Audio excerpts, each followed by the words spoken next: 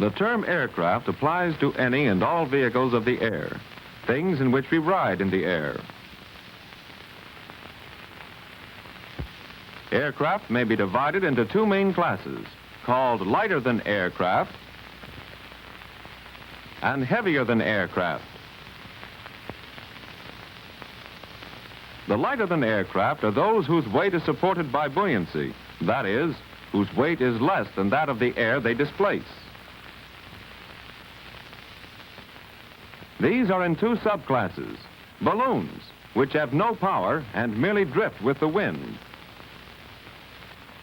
and dirigibles, which have engines and propellers and are steerable. Dirigible means steerable.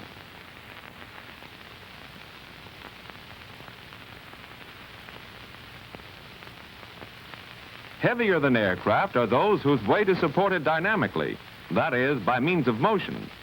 They may be divided into three general classes. One class is waterplanes, which are designed to take off from and land on water only.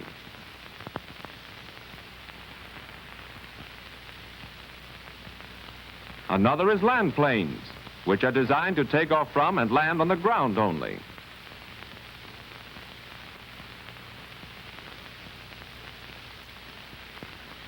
The third is amphibians, which are designed to take off from and land on either the water or ground.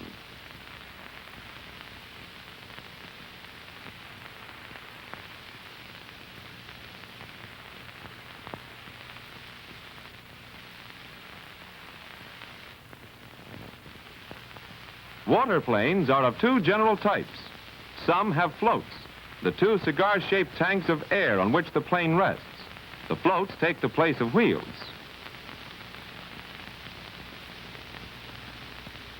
Other waterplanes are really flying boats.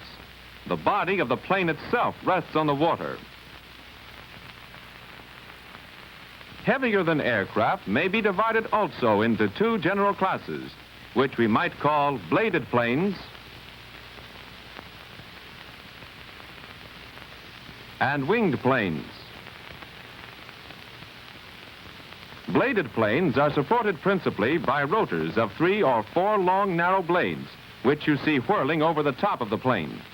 This type is called an autogyro. The blades of its rotor rotate automatically and are not connected with the engine. Autogyro means self-rotating. The autogyro gets its forward motion from a propeller in front, like an ordinary plane.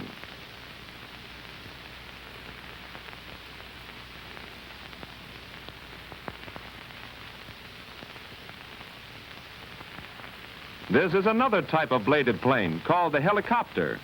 It is the only plane that can fly forward, backward, or sidewise. It has no propeller, but is propelled by the rotor, which is geared directly to the engine.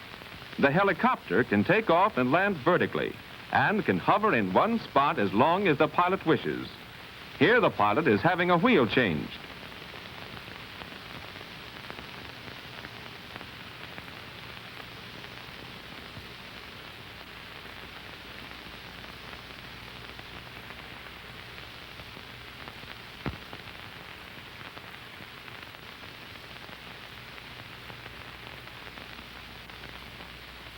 Winged planes are also of two general types. Powered planes, those which have engines and propellers, and gliders, which have no engine or propeller, and so merely coast or glide down the air. With the help of rising air currents, the gliders can soar like an eagle and remain in the air a long time.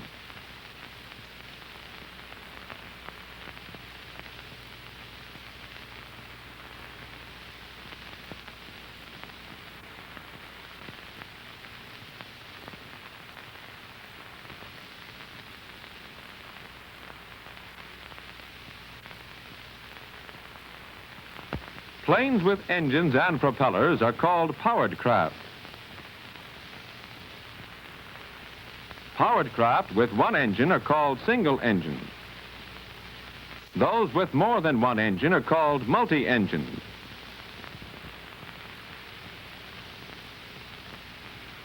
Here is a special kind of aircraft, the parachute, sometimes called the life preserver of the sky. Being heavier than air, it sinks gradually to Earth. Having no propeller, it drifts with the wind, although it can be steered a little by manipulating the ropes.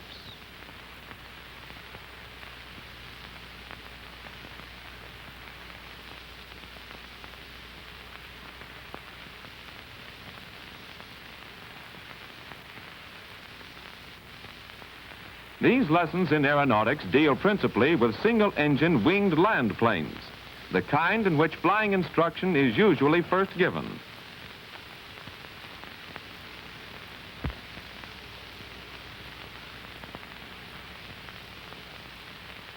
You doubtless feel satisfied that you know what makes an airplane go forward, how the propeller, pushing backward on the air, pulls the plane forward. It is the same as the propeller of a motorboat, pushing back on the water and thereby pushing the boat forward.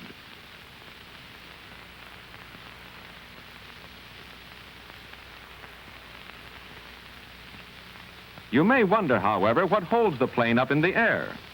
We give you here a very simple explanation. In a later lesson, the matter is treated more fully. Perhaps you have seen this sport of skiing on the water behind a motorboat. Notice that the skis are always pointing slightly upward, like this. If the water strikes the underside of the skis fast enough, the lifting force of the water is enough to sustain the skier's weight. If the skier should slow down, the lifting force would be reduced, and the skier would sink into the water. Also, when a kite is flown, it is at a slight slant, and the wind striking the underside holds it up.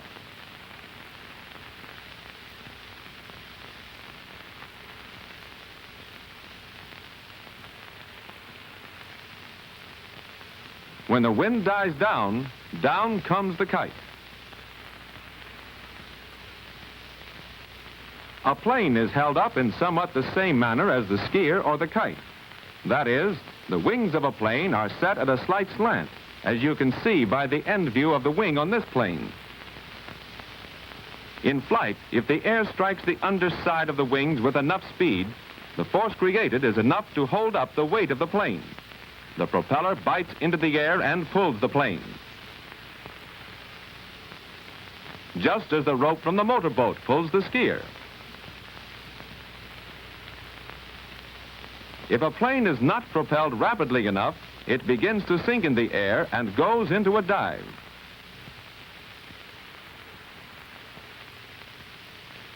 We call this stalling. This plane just stalled.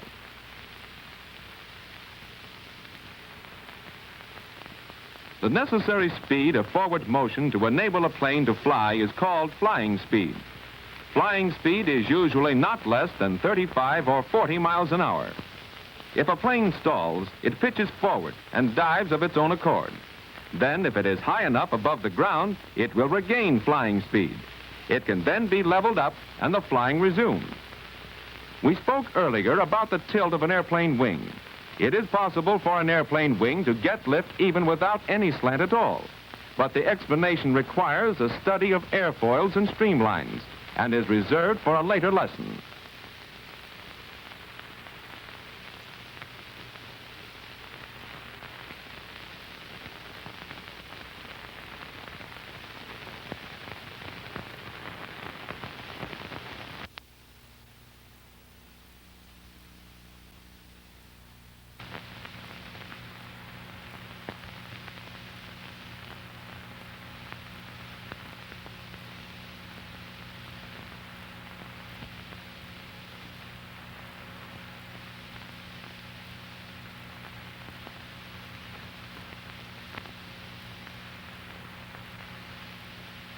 In addition to going straight ahead, a plane can make three fundamental motions, which are called yawing, pitching, and rolling.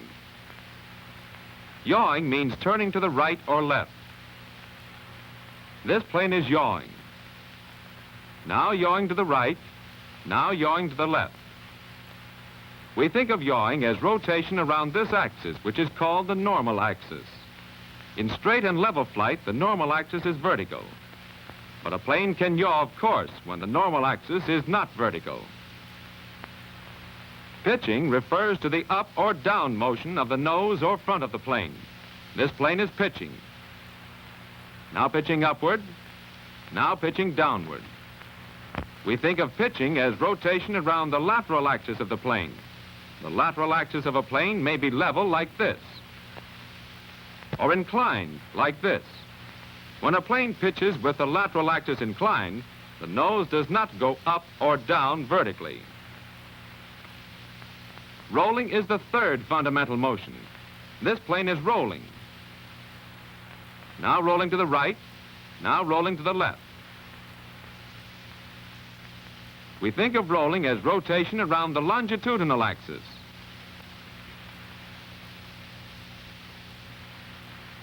We say that this plane is in a banked position or banked attitude.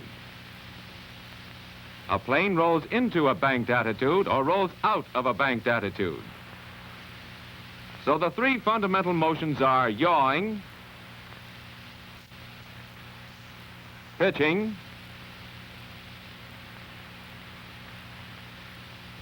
and rolling.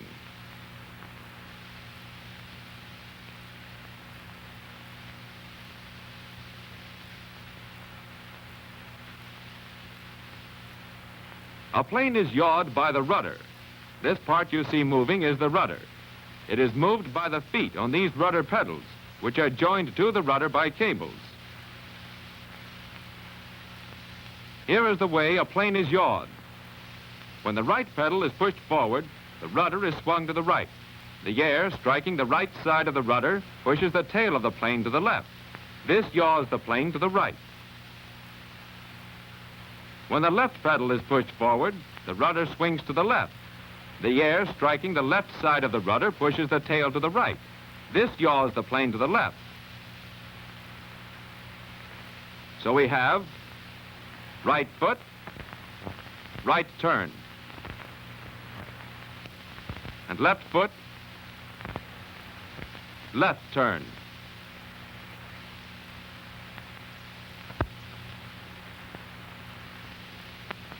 As we hold the pedal forward, it continues to yaw in the same direction. To stop the yawing, we bring the pedals back to neutral.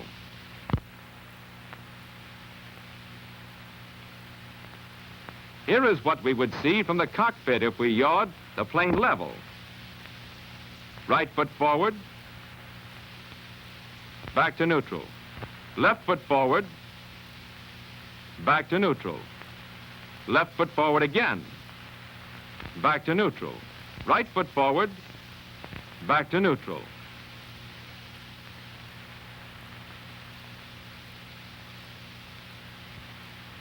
We pitch a plane with the elevator. This part you see moving is the elevator. It is moved by forward and backward movement of this stick, which is joined to the elevator by cables.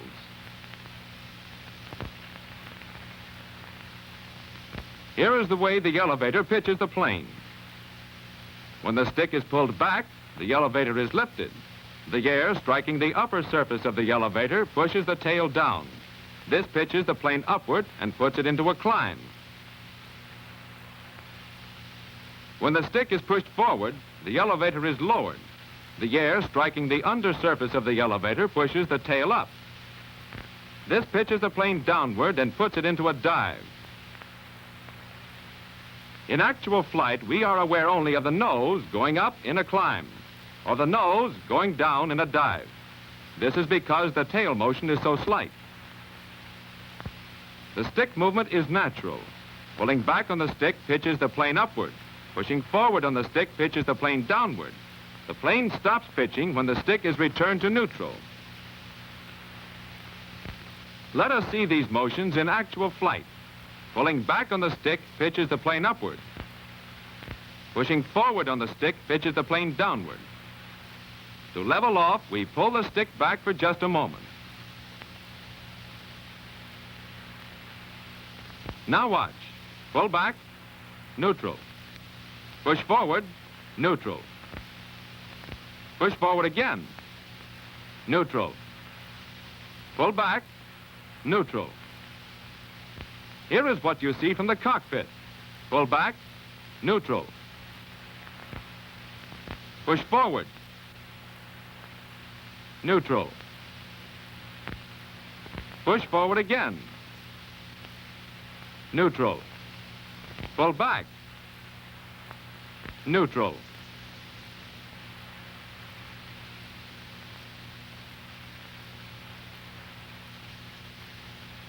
A plane is rolled by means of the ailerons. These moving parts are the ailerons. They are moved by a sidewise motion of the stick. Here is the way the plane is rolled. When the stick is moved to the right aileron goes up and the left aileron goes down. The air striking the ailerons pushes the left wing up and the right wing down. That is, the plane is rolled to the right, and the same on the other side. So we have stick to the right, roll to the right, stick to the left, roll to the left. The motion is natural.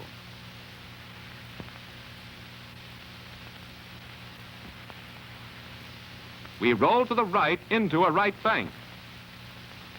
We roll to the left out of a right bank. We roll to the left into a left bank. We roll to the right out of a left bank. To stop each roll, the stick is returned to neutral. Now watch. To the right, back to neutral. To the left, back to neutral. To the left again, back to neutral. To the right, back to neutral. Here is what you see from the cockpit. Stick to the right, back to neutral. Stick to the left, back to neutral. Stick to the left again, back to neutral. Stick to the right, back to neutral. Thus you have learned in this lesson that the three fundamental motions of a plane are yawing, pitching, and rolling.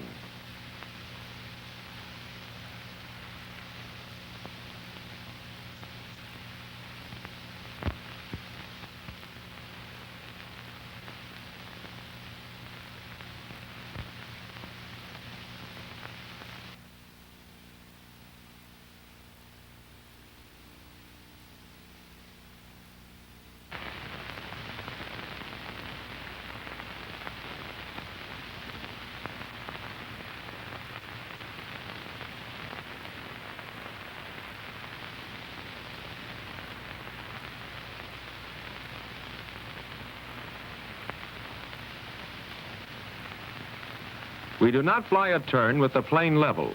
A turn is flown with the plane tipped, or as we say, banked, like this. Let us see why this is so.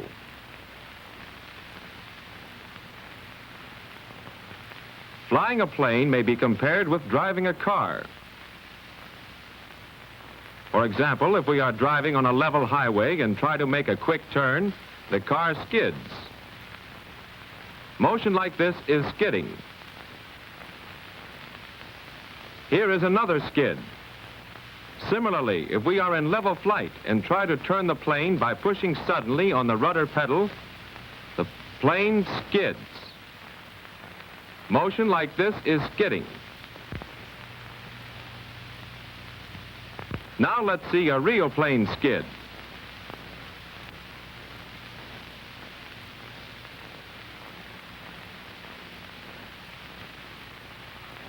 In order to make a turn at high speed with a car on a slippery roadway without skidding, it is necessary that the roadway be banked, slanted.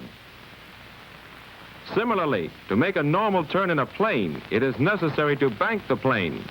For a slow turn, one with slow speed or long radius, only moderate banking is required.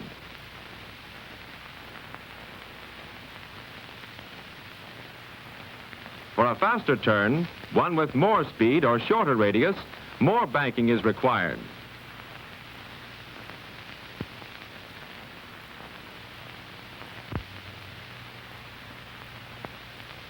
If we bank our plane and then try to fly straight ahead, the plane will slip sidewise.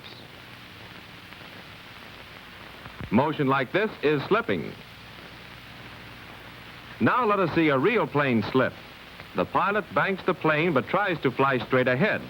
The plane slips to the side of the low wing. It continues to slip as long as the pilot tries to fly straight ahead with the plane banked.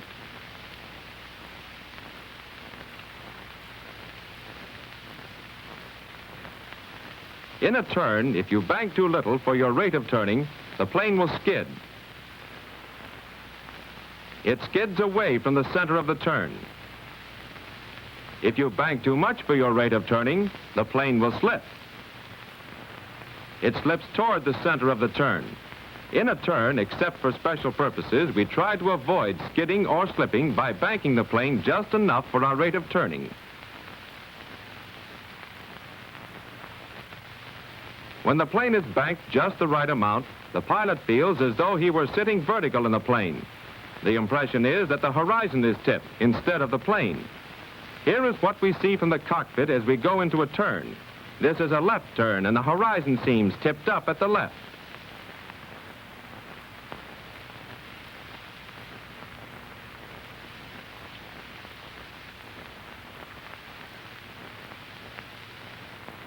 We have just seen that in a turn, the plane must be in a banked attitude. But it takes more than banking to turn the plane. To make a turn to the left, let us say, the nose of the plane must swing around to the left like this, with the long axis of the plane always remaining horizontal. In order to swing the nose around this way and keep it pointing to the horizon, it is necessary to do more than merely yaw the plane. With the plane banked like this, if we merely yaw it, the nose goes down like this. We have to hold the nose up so the turn will be made with the nose on the horizon, as we say. To hold the nose up, we use back pressure on the stick, the same as in upward pitching. If we do not use enough back pressure to hold the nose up, it will turn slightly down like this. If we use too much back pressure, the nose will be pulled up slightly like this. We must use just enough back pressure to hold the nose level.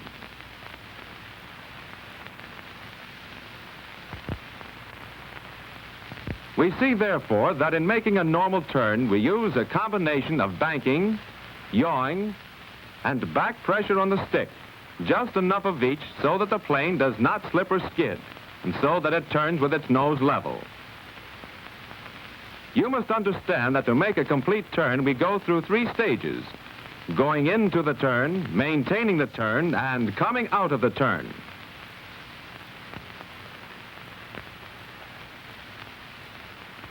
To go into a turn, say a right turn, we have to make several control movements. Here they are in slow motion. Start the roll, yaw with right foot, back pressure on the stick, stick to neutral, still holding back pressure. To maintain the turn, we merely hold everything as long as we wish to continue the turn. The stick still held slightly back, slight pressure with the right foot.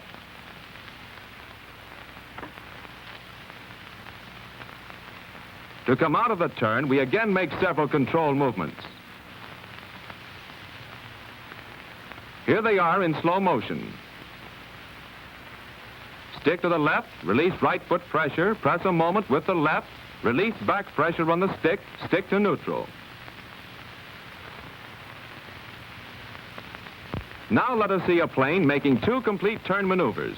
That is, going into a right turn, maintaining the turn, coming out of the turn, going into a left turn, and so on.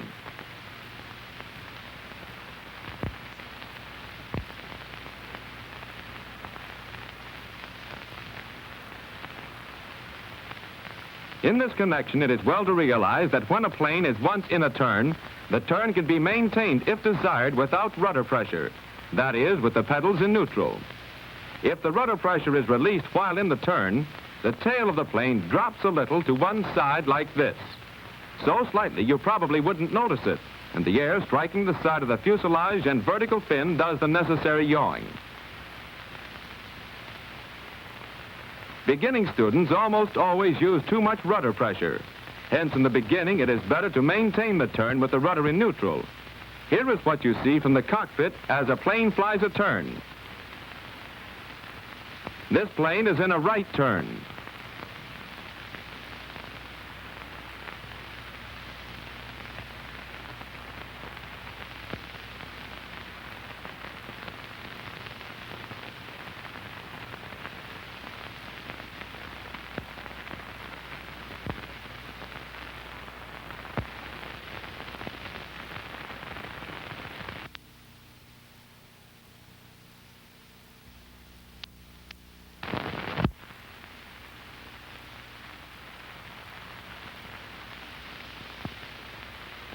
A certain amount of maneuvering of a plane on the ground is necessary, of course. A plane propels itself on the ground by the force of the propeller alone. Such motion is called taxiing.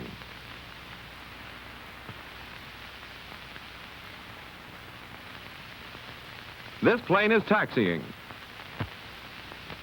Notice that it runs on two wheels and a small tail wheel.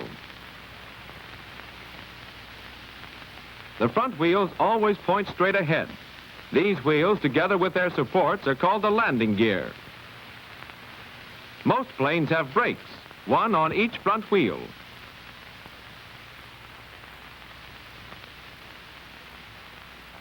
Each brake is operated separately by a pedal which is pushed down with the heel.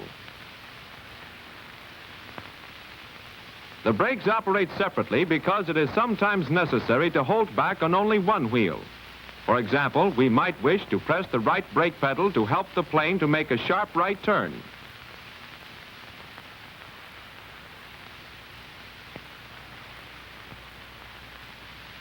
Some planes have merely a skid, a springy piece of metal to hold up the tail. But most planes nowadays have tail wheels.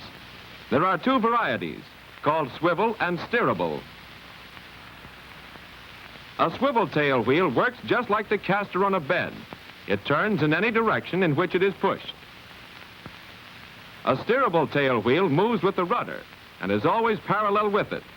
In steering the plane with the rudder pedals while taxiing, the tail is swung around both by the rudder and by the steerable tail wheel.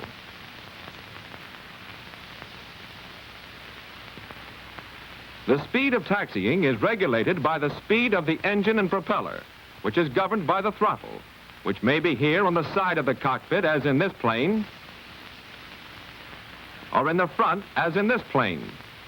Pushing the throttle forward, opening it, as we say, gives the engine more power.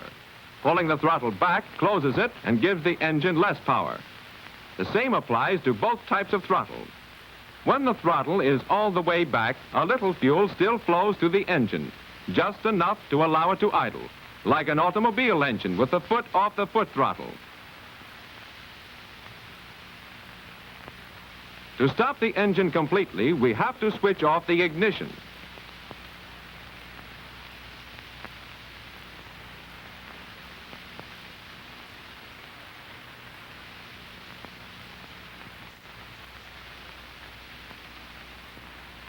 When getting ready to take off, first look at the gasoline gauge to make sure you have plenty of gasoline. Don't forget to fasten on your safety belt.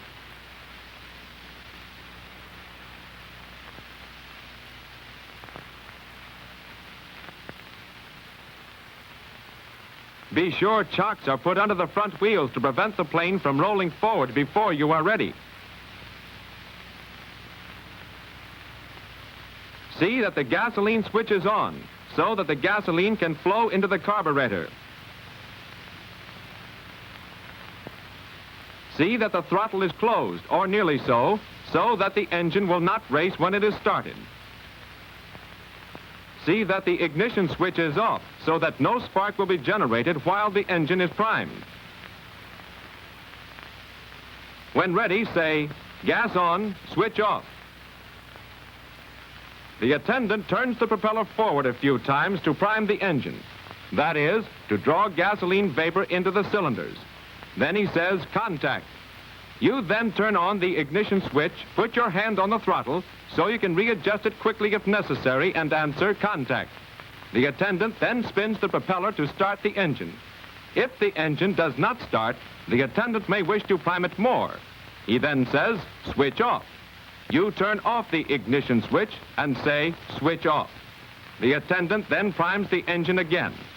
If the engine still does not start and the attendant thinks it is flooded, he will say, off and open. You turn off the ignition switch and open the throttle and say, off and open. The attendant the propeller backward a few times to draw off the excess fuel.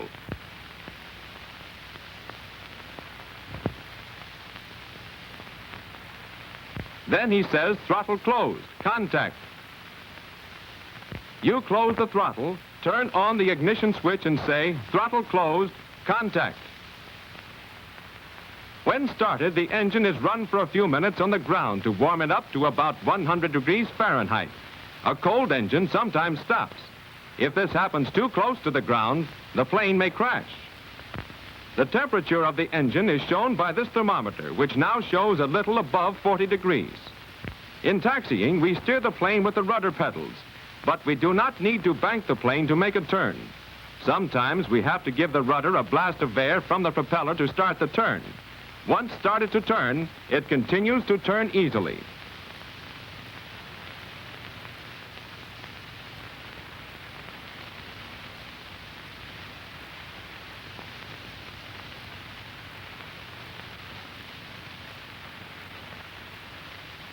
When possible, we always take off into the wind.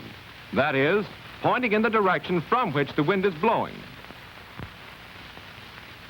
Here is the wind sock, which shows which way the wind is blowing. We must take off in this direction. So we taxi to the downwind end of the field.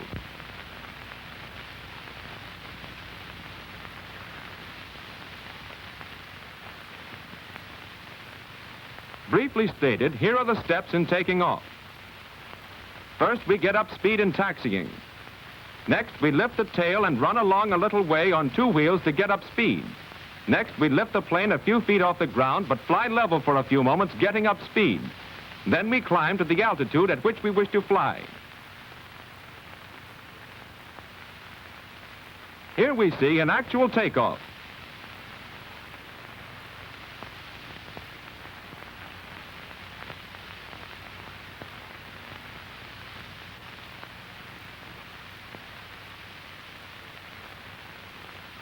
Here are the steps in taking off more in detail.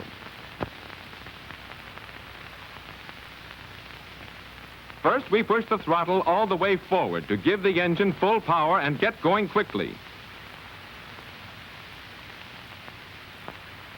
Next, we gently push forward on the stick and hold the pressure until the tail comes up to level.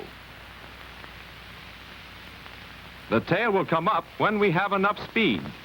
We try to get the tail up promptly to get rid of the drag of the tail wheel. When we think we nearly have flying speed, we pull back gently on the stick. The moment flying speed is reached, the plane leaves the ground and gradually climbs.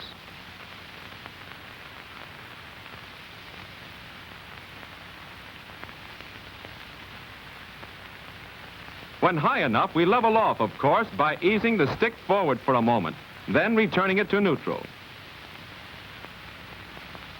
Here is the instrument on the instrument panel that shows the number of revolutions of the engine per minute. It is called the tachometer. It reads about 2,300 revolutions per minute. For cruising, we may need only 2,100. Hence, the throttle is closed part way to reduce the power accordingly.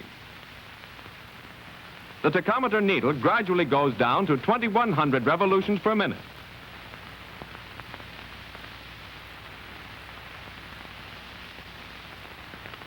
It is possible to adjust a tab on the elevator so that the plane is slightly tail-heavy or slightly nose-heavy. This is usually done by turning a crank in the cockpit.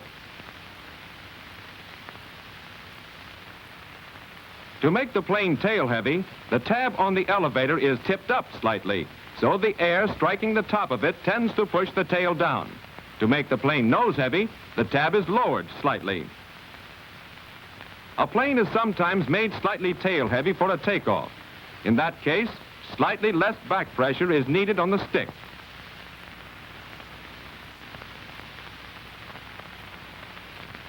Here is one more thing to remember in taking off. it is important not to climb steeply or turn very soon after taking off. Trying to climb or turn too soon will stall the plane and it will dive into the ground.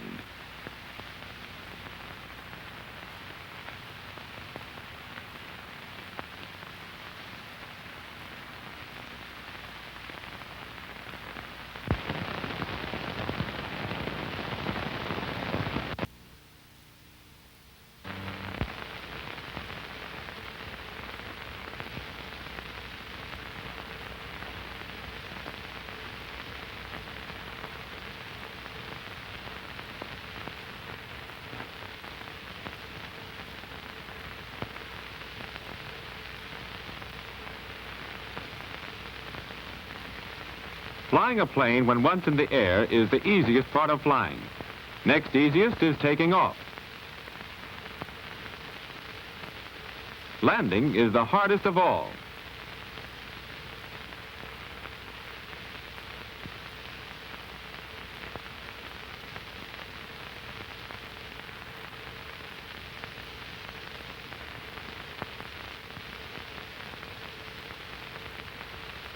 It is customary before landing at an airport to circle the field at least once, always to the left, to look the place over and see that no other pilot is about to take off, to give other pilots a chance to see that you are going to land, and to look at the wind sock and see which way the wind is blowing.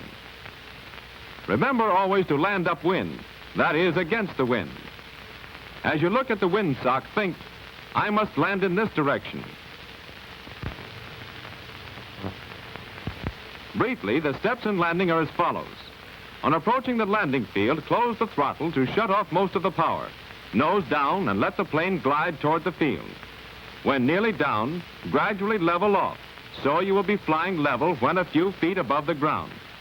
Hold the plane a little above ground while the plane loses flying speed and gradually lower the tail. When the landing attitude is reached, let the plane skim along till it loses flying speed and sinks to the ground. Now let us watch a real plane do a complete landing.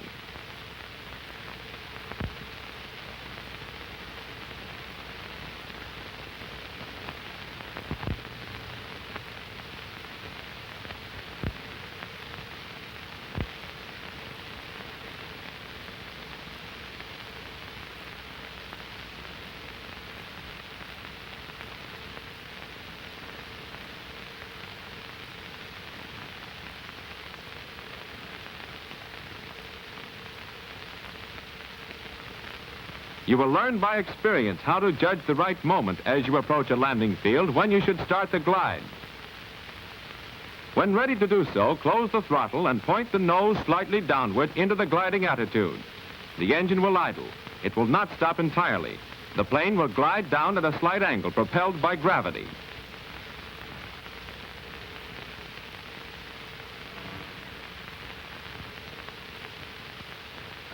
When approaching a landing field, it is important to remember that a plane will stall when gliding just as easily as when flying, or more so, unless the necessary speed is kept up. You must be very careful, therefore, to keep the nose of the plane pointing down. If you lift the nose too high in the glide, the plane will lose flying speed and may stall before you realize what has happened. Here is an example in real flight of what happens if you fly too nearly level in a glide. The plane stalls. Fortunately, this pilot is high enough to level off and not strike the ground. In light planes, 60 miles an hour is a good gliding speed for the purpose of landing. This is the airspeed indicator on the instrument board in front of the cockpit. It shows how fast you are moving through the air. It reads 50 miles an hour.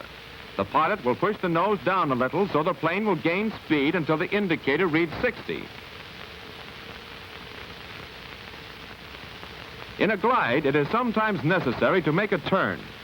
Banking, yawing, and pitching are all done in the same way in a glide as in power flight, but with the greater motion of the stick and pedals. Here is the reason. When a propeller is forced to turn rapidly by the engine, it forces a strong current of air backward past the airplane. In a glide, when the propeller is only idling, that is, turning slowly, this strong backwash, as we call it, is absent. So the rush of air past the control surfaces is less than in power flight. That is why in a glide, it takes more motion of the stick and pedals to produce the same effect as in power flight.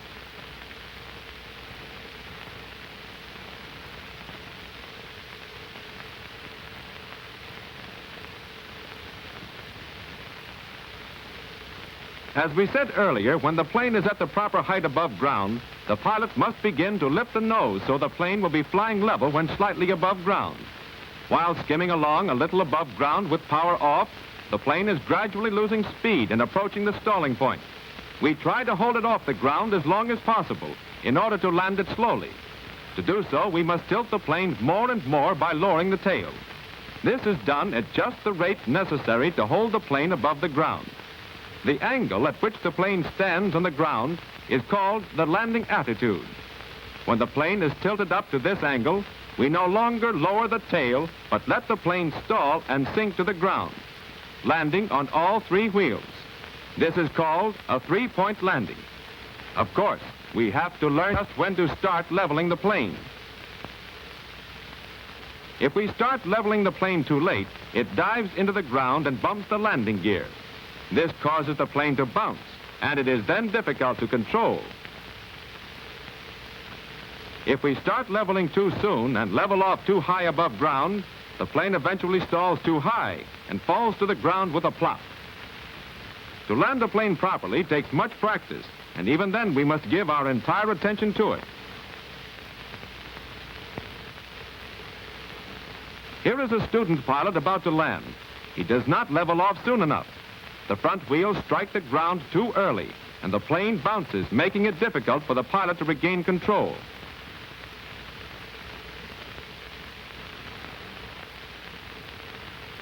Another thing to remember about landing is that when the plane has finally settled to the ground, you must immediately pull the stick all the way back and hold it back. This holds the tail down and avoids any tendency of the plane to nose over while taxiing to a stop.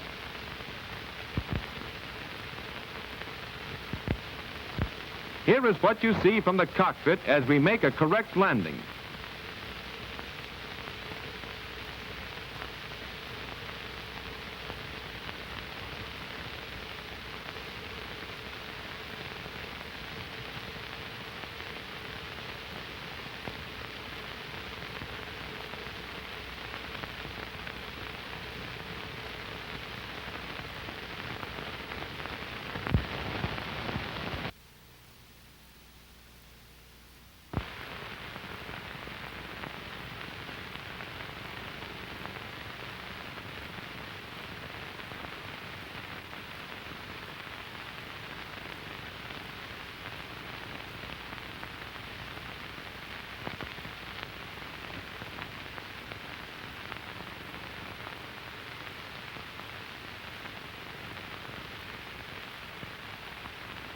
A plane must have a certain speed, called flying speed, in order that the lift of the wings can sustain its weight. Otherwise, it will stall. This pilot is trying to climb too steeply. The plane slows down and stalls. To recover from a stall, the plane must drop a considerable distance to regain flying speed. The pilot can then level the plane and continue flying. Stalling is an important cause of accidents. To fly safely, it is necessary to practice stalling and recovering. This pilot is practicing stalling and recovering.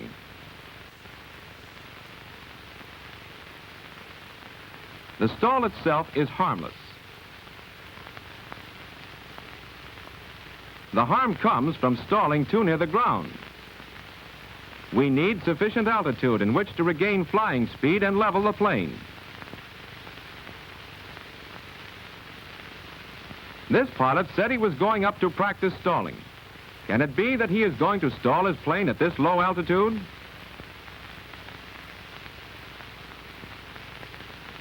Yes, there he goes.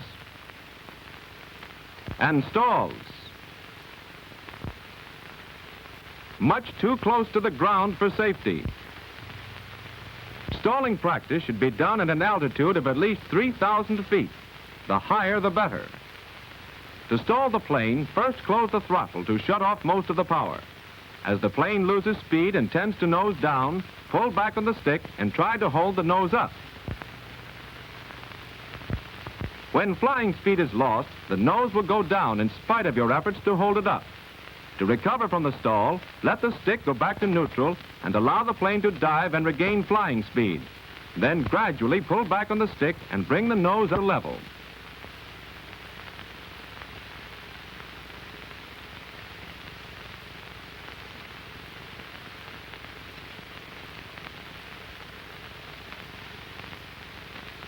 Most planes, when stalled under certain conditions, have a tendency to go into a spin.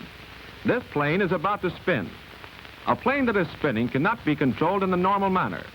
If a plane has gone into a spin and the pilot does not know how to recover from it, the plane may spin down to earth with disastrous results. It is necessary, therefore, to practice spinning at a safe altitude and learn how to recover from the spin.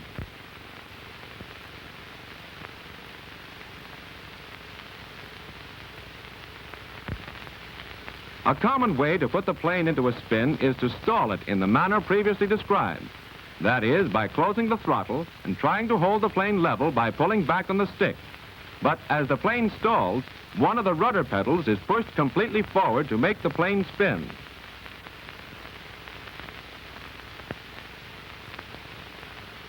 To stop the spin, we release both stick and rudder pedal. The plane then goes into a dive from which you recover in the usual manner by pulling back on the stick to level the plane.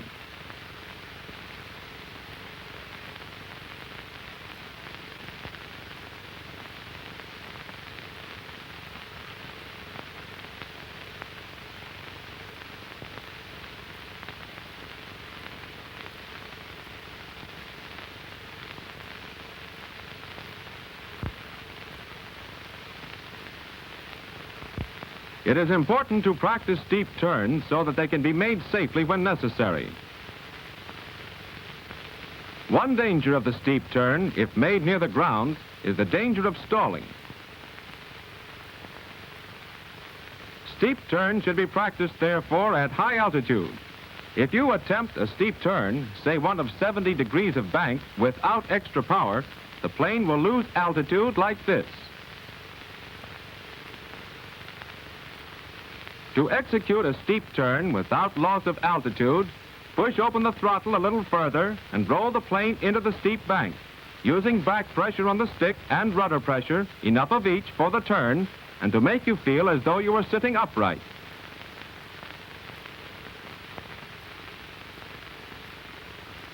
The outer wing has to travel farther than the inner one in the same length of time. Therefore, it has greater speed, which gives it more lift than the inner one, as you will understand later. This excess lift of the outer wing tends to overbank the plane. Therefore, you have to hold the stick slightly to one side, toward the outside of the turn, in order to prevent the tendency to overbank. This is how the horizon looks as a steep turn is made. This is a left turn.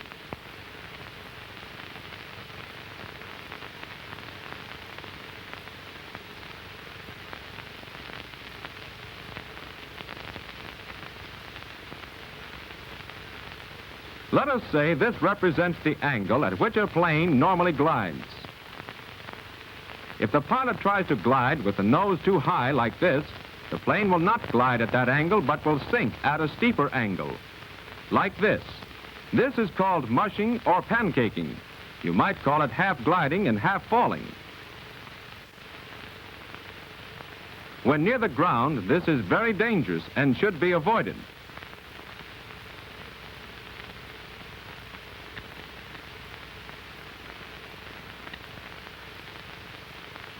When a plane is improperly landed, it sometimes goes into a ground loop. A pilot is about to ground loop a plane.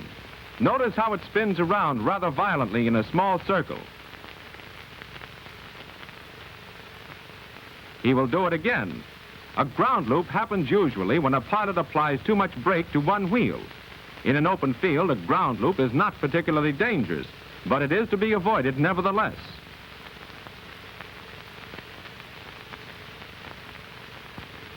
It is sometimes desirable to field while descending to it. To do this, we fly a path called a spiral. This plane is gliding in a spiral. We might say it is flying round and round in a circle, but gradually descending all the time.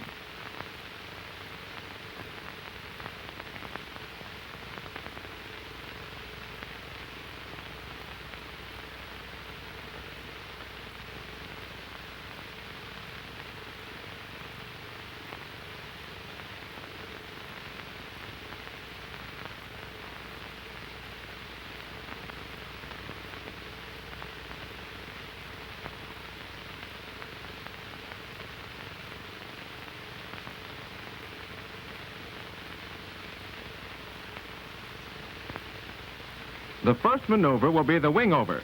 Watch carefully. The pilot pulls the plane up to a vertical attitude, and then yaws it over to the side and down, then levels it off.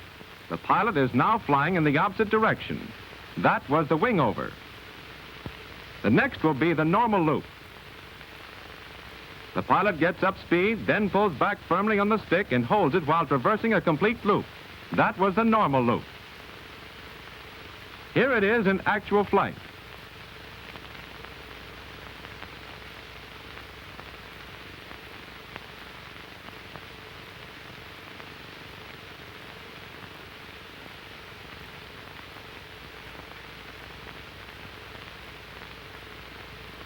Here it is again.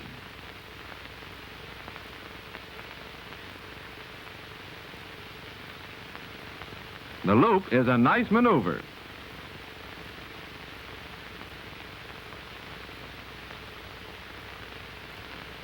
The next is the inverted loop. Notice that the pilot pushes the plane down to begin the loop. The next is the roll. The plane makes one complete rotation around its longitudinal axis. Now let us see the roll in actual flight.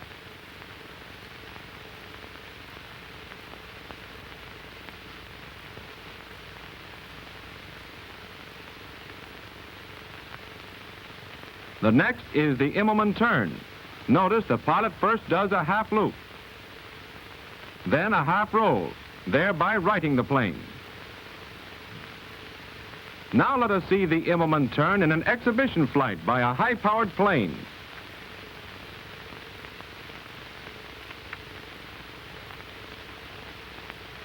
Now we see an Army plane, a Warhawk, about to do the roll. Notice how level the pilot keeps the longitudinal axis of the plane during the roll. Here is a square loop. Straight up a moment, level but inverted a moment, straight down a moment, then level to complete the square. This final stunt shows how a skillful pilot can throw his plane around recklessly and still recover promptly and safely if at a sufficient altitude. Stunts like these show the remarkable maneuverability of the modern airplane.